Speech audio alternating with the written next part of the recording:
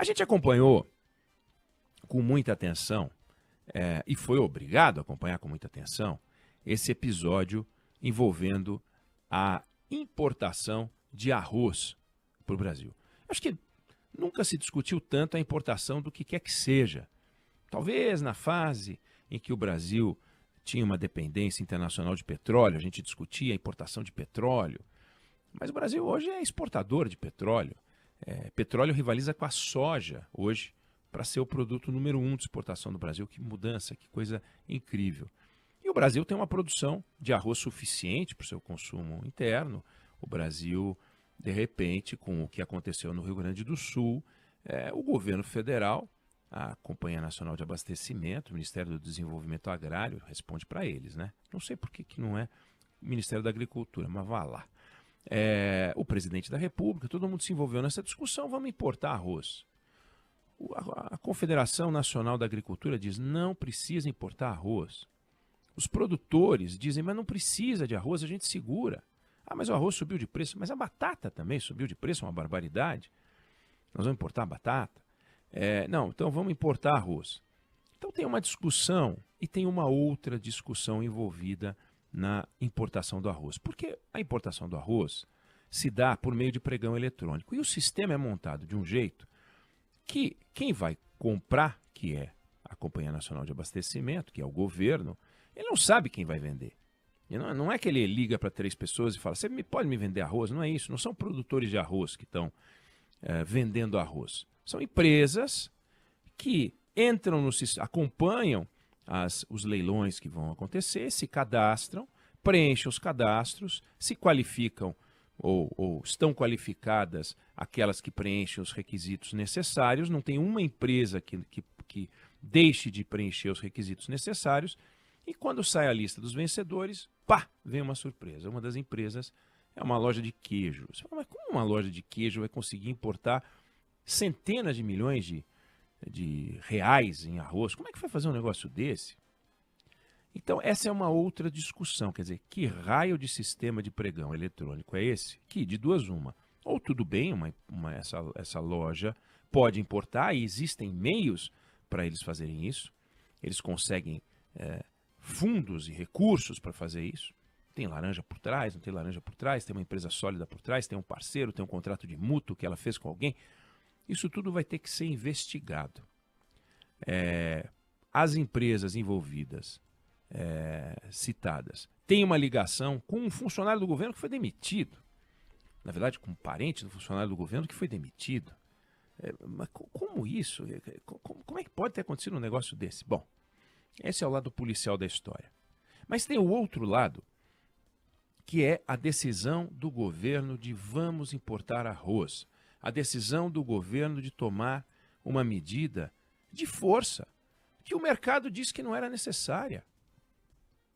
Eu não estou aqui querendo dizer que o mercado, tem gente que fica incomodada com isso, né? Fala o mercado e acha que, quando está falando mercado financeiro, a Juliana Rosa fala muito do mercado financeiro.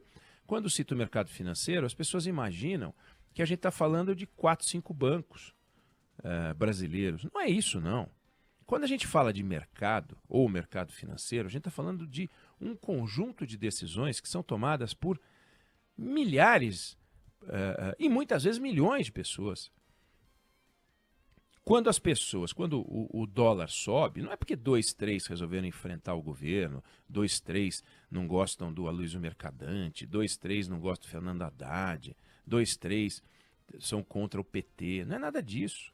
O mercado, quando o dólar começa a subir, e por razões brasileiras, porque tem as razões internacionais, o dólar sobe por razões variadas. Ninguém, quando começa a cotação do dólar, tem uma pesquisa que diz por que está subindo?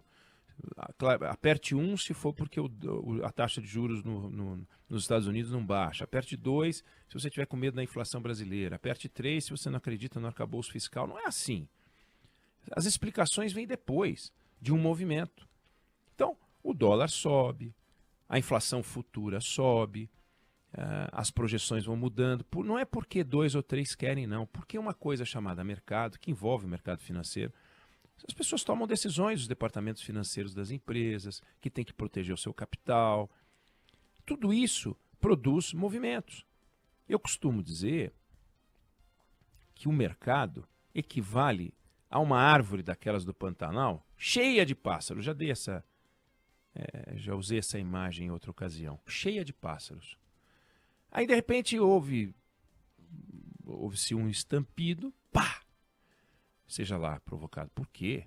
Um tiro, sei lá, um estampido, um barulho de motor qualquer. Os pássaros saem voando para tudo que é lado.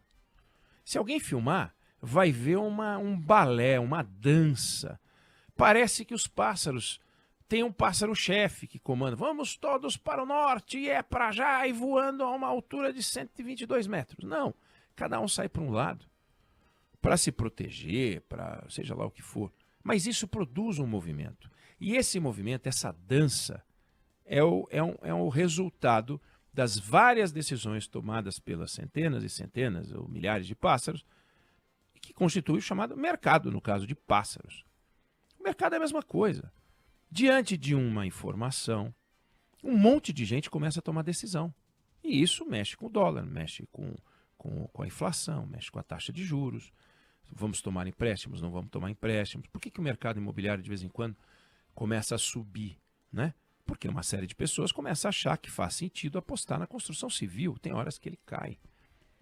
Então, ouvir o mercado é sabedoria, porque o mercado é a iniciativa privada, o mercado é o setor que produz, o mercado é quem fabrica PIB, o governo é comedor de PIB. Então, ouvir um comedor de PIB, ouvir um glutão de dinheiro privado sobre decisões, não é talvez a mais sábia das medidas. Tem que ouvir também o governo, tem que ouvir o mercado. O mercado ele é controlado por instituições, para não deixar também que se faça o que qualquer um quer fazer, não pode acontecer. Mas a Confederação Nacional da Agricultura não vai ficar, os agricultores vão ficar falando que não é necessário comprar, se for necessário comprar, porque senão vai ser uma confusão. Então, a verdade é o seguinte, um bom pedaço, mas assim, a maioria das propriedades, na casa de 80% da quantidade de arroz que o Rio Grande do Sul produziu, a maioria foi colhida. Tem muito arroz. O preço vai subir um pouco? Sim, o preço pode subir um pouco, mas o que os produtores estão dizendo é que essa entrada de arroz tabelado por um preço muito abaixo vai produzir um desarranjo no mercado, ou seja, é o governo entrando bem na escola antiga, quase que na lógica do vamos congelar, vamos tabelar, vamos controlar. E é isso que a gente precisa observar com muito cuidado. O intervencionismo. Eu quero uma indústria naval. Eu quero uma indústria automobilística subsidiada. Eu quero subsidiar o preço do petróleo com o dinheiro da Petrobras. Eu quero que a energia elétrica não suba. Eu quero importar arroz. Mas o governo tem o direito de tomar decisões desse tipo de forma autoritária? E foi o que aconteceu neste caso, que só virou um escândalo por causa da lojinha de queijo. Se não tivesse a lojinha de queijo, a gente teria dado amparo a uma intervenção, que é uma distorção, e a gente ficaria numa discussão mais ou menos teórica. Mas ela é muito prática. A intervenção estatal leva ao desajuste. E o desajuste desorganiza a economia. A ditadura desorganiza a política, a inflação desorganiza a economia. A taxa de juros elevada desorganiza a economia. São as doenças da economia nacional. E nós temos várias delas. A inflação querendo subir, mas os juros nas alturas. Juros nas alturas são consequência de um Estado desorganizado. Então, em vez da gente ver o governo tomando providências para resolver os seus abacaxis, a gente vê o governo se metendo no arroz. Mas ele tem um grande abacaxi para resolver, que é não cortar despesa pública. O Ministério da Fazenda tem uma agenda de debates sobre cortes, mas o que aparece é a agenda de ataque na produção de mais ideias para cobrar impostos das pessoas. Resultado, o Senado devolve uma medida provisória para o governo, dizendo que isso não pode. Então, olha que vergonha. O governo está completamente perdido. Foi desmascarado, né, esse perfil intervencionista por causa de uma lojinha de queijo. Então a gente tem uma dívida de gratidão com essa loja de queijo. Porque graças a essa lojinha de queijo, a gente está vendo uma distorção em curso. Vamos ver como é que vai ser o leilão, se é que vai ter o leilão daqui para frente. Vamos ver se o governo não, sabe, se não cai a ficha, o governo para e conversa sério com o chamado mercado, né, com os produtores, e ouve o que eles têm para dizer. Eles não vão ficar multimilionários se não houver a importação. Não é isso. É bom senso.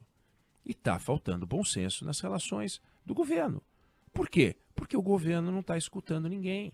Porque o governo tem resposta para tudo. Até para explicar por que cancelou o leilão, as autoridades diante do microfone pareciam que estavam dando uma lição para o país. Pedido de desculpa não existe, estavam dando uma lição. O tom de arrogância do ministro da Agricultura, do ministro do Desenvolvimento Agrário, Paulo Teixeira. Um tom de arrogância.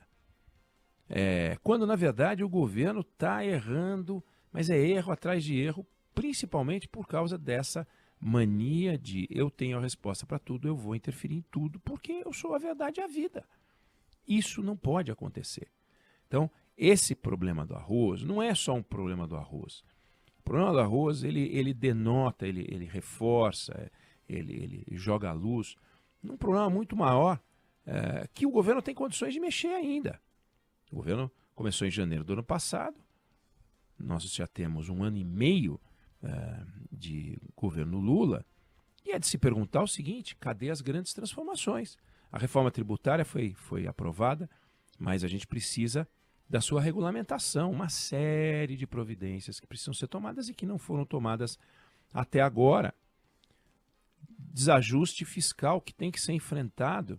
Eu dizia que o Ministério da Fazenda tem lá seus projetos, mas só aparece a parte em que eles tentam morder com a Receita Federal a perna da gente, com mais impostos.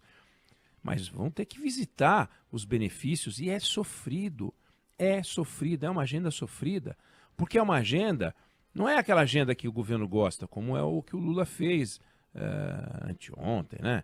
Reuniu o pessoal da educação e falou: vamos investir 5 bilhões no ensino. Tirado de onde? Então eles gostam de coisa que vai para cima, né? Prédio que vai para cima, coisa que leva água, eles adoram. Agora, ajuste fiscal é fundamental para o país crescer e não dá voto, tira voto. Então tira voto de olho na reeleição ou de olho na eleição de um aliado ou dos aliados para os governos estaduais, mais o presidente da República. A gente vê o governo não enfrentando as discussões essenciais. Popularidade é feita para gastar. Lição de casa é feita para quem não faz lição de casa, na hora da prova vai mal. Então, o problema é que nessa escola em que os alunos vão mal, no caso, os governantes vão mal, a gente é que paga a conta.